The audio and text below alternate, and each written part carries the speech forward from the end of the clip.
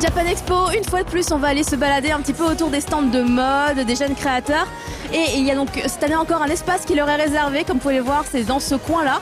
On va se balader, on va regarder un petit peu ce qui se fait cette année. Allez, c'est parti, on y va, venez avec moi.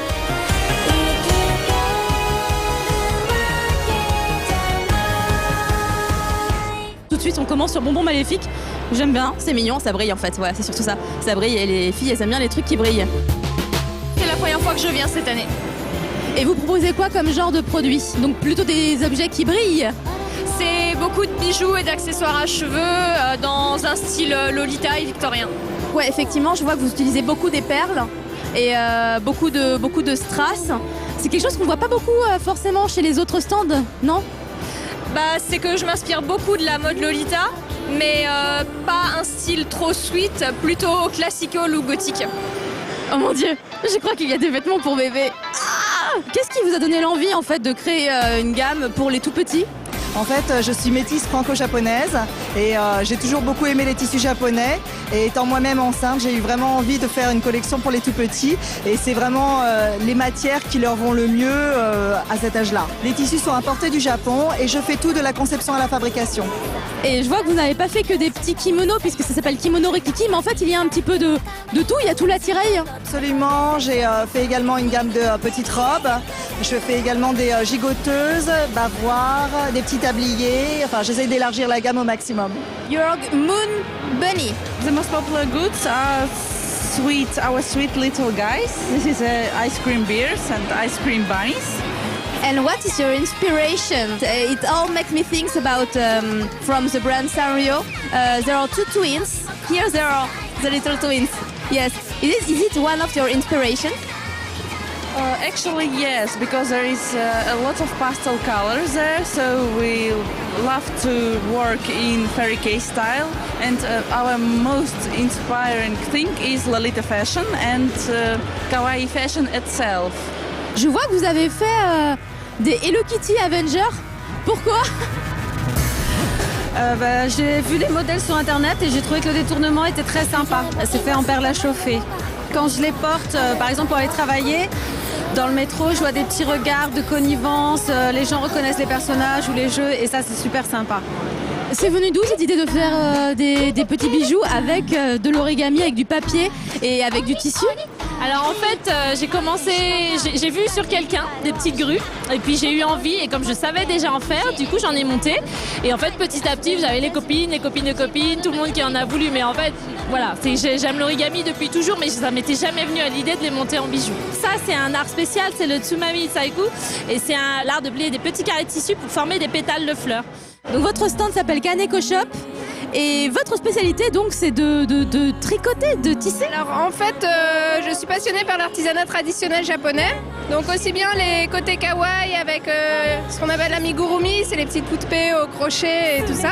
Les premières choses que j'ai vues, ce sont ces petits personnages qui ont l'air d'être tricotés en laine. Est-ce que c'est le cas? Alors il y en a en laine et en coton. Il y a le rat. Vous faites pas des Yoshi? Et justement, tout le monde m'a posé la question et j'ai eu un temps de retard et j'ai pas eu le temps d'en créer pour la Japan Expo parce que j'avais tout un planning très chargé pour réussir à boucler ce que je voulais faire. Mais ça sera au programme et c'est quelque chose qui est très facile à faire car en fait l'amigurumi c'est basé sur la plupart du temps des cercles tricotés et Yoshi c'est parfait pour ça, ça se passe très bien. Et comme tous les ans, on retrouve les quelques stands de steampunk qui commencent à envahir Japan Expo. On va aller voir celui-ci un peu plus près. J'ai vraiment le sentiment que depuis quelques temps, il y a de plus en plus de stands de steampunk à Japan Expo. Est-ce que vous le ressentez aussi? Oui, tout à fait. C'est une mode montante en fait. À la base, elle date. J'ai envie de dire que c'est comme toutes les modes, du nouveau avec du vieux. C'est toujours la même chose, c'est neuf, c'est frais, ça rafraîchit. D'un autre côté, ça rappelle une époque, entre guillemets, qu'on peut connaître. Suture, clothing, le style c'est plutôt inspiré du gothique Lolita? Lolita, classical Lolita, un petit peu de sweet, mais en tout cas tout l'univers Lolita japonais. Et quel est le produit phare du stand? Les bagues, c'est ce qui parle le mieux en fait, parce que c'est des petits produits abordables qu'on peut porter tous les jours, parce qu'après tout le monde ne peut pas forcément se permettre de s'habiller de manière extravagante, même au travail, donc ça fait un petit accessoire un peu personnalisé et original qu'on peut porter tous les jours. Donc sur ce stand, on peut voir énormément de produits aux couleurs très pastel, donc c'est vraiment le pur côté kawaii. et la customisation aussi, donc des alpacas, c'est cette petite mascotte japonaise qui est une espèce d'alpaga. Parler de mode à Japan Expo sans passer par le stand de Japan Lifestyle, ce serait bizarre parce qu'en fait ils font du relooking. Bonjour. Et du coup, en fait, est-ce que tu peux nous expliquer un petit peu le relooking sur le stand de Japan Lifestyle? Pourquoi et en quoi ça consiste? Qu'est-ce que vous faites? Alors en fait on a lancé ce concept lors d'une précédente convention. On s'est associé avec diverses marques japonaises et japonisantes qui nous ont prêté des vêtements qu'on utilise pour relooker des filles sur le salon. Donc on les habille, on les maquille, on les coiffe, on les prend en photo sur notre stand juste là. Et elles repartent avec leur cola et on leur envoie leurs photos. Tout le monde peut venir s'inscrire. C'est 50 € pour toute la prestation pour la convention là. Tout le monde a l'air très content et nos maquilleuses sont très occupées. Mais la mode à Japan Expo, ce ne sont pas que des stands, non absolument pas. Il y a aussi beaucoup de défilés, puis on va regarder ça ensemble. Depuis 2011, on peut assister à différents défilés de mode à Japan Expo. C'est grâce au Japan Fashion Days qui regroupe l'ensemble de ces événements. Cette année, on a encore eu droit à plusieurs défilés. Le premier a eu lieu le jeudi à 14h15 sur la scène Ichigo. C'était le défilé Aoi Clothing Fashion Show. Tout comme l'année dernière, les créations proposées par la marque étaient empreintes de cet intéressant mélange entre le côté traditionnel de leur matière première et le côté urbain du résultat final. Une belle prestation accompagnée par les musiciens de la troupe Taiko Kano qui ont eux aussi profité de la scène pour faire une démonstration de leur talent. Le vendredi, c'était le défilé du tremplin des jeunes créateurs. Ça se passait sur la scène Yuzu et 2 collections étaient à l'honneur. Tout d'abord, les créations de Marie-Antoinette, avec notamment des collants imprimés et autres accessoires originaux. Puis la collection Geisha Pop de Fleurs d'Ascenseur, avec de très beaux kimonos réinterprétés.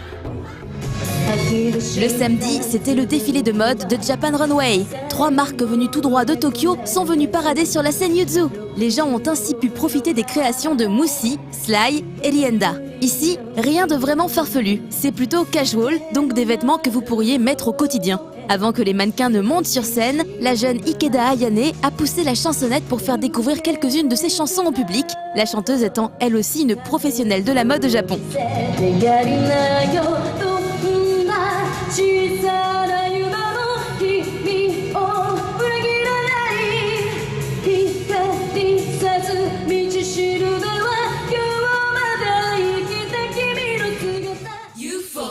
Et enfin, le dimanche, les spectateurs qui se sont rendus dans la salle Ichigo ont pu découvrir les créations de Creators Tokyo 5, une organisation qui regroupe des stylistes Tokyo 8 et 5 d'entre eux sont venus à Japan Expo.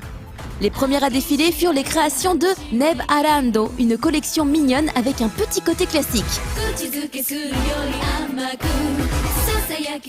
Ensuite, les créations de Ai Madonna firent leur entrée sur scène. Designeuse de talent, elle est connue pour ses illustrations pop ainsi que ses live drawings. Elle a pour habitude de collaborer avec des idoles. Ce n'était donc pas surprenant de retrouver les Pink Babies sur la scène avec ses tenues, mais aussi les Stand Up Hearts, idoles qui ont gagné leur entrée pour Japan Expo via le concours Cheers. Pour Yukihiro Proless, on a encore pu profiter d'une collaboration. Cette collection était exclusivement masculine et si les premiers mannequins ne vous disaient rien, les suivants ont dû vous parler car il s'agissait des Jalu Jalu, le duo comique souvent vu dans Japanimotion, et des membres des B-Shuffle.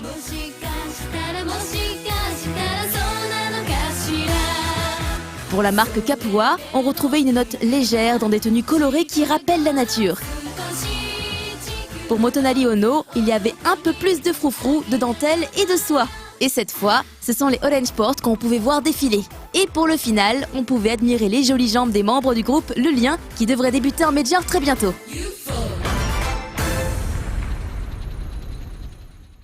Bon voilà, on s'est bien baladé, on s'est aventuré sur plusieurs stands. Forcément, on n'a pas pu tous aller les voir, mais je pense qu'on a pas mal bien pris la température.